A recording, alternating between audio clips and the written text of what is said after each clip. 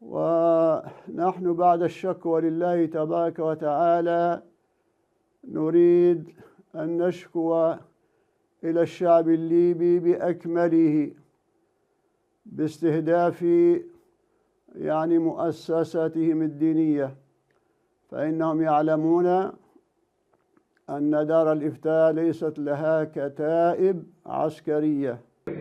ولا عيب إن قلنا أننا نحن مرجعيتنا دار الإفتاء، فهذا يدل على أننا نحن نحترم ونجل علماءنا ومشايخنا.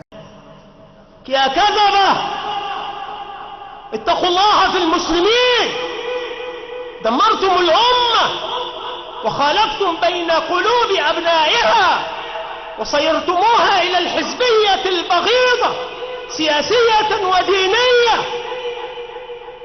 وصارت على شفا التقسيم.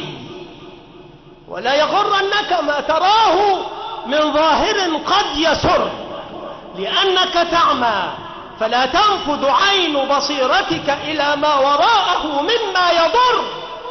فالقبر له ظاهر من دونه يسر، ووراءه من ورائه من الجيف والنتن ما يضر.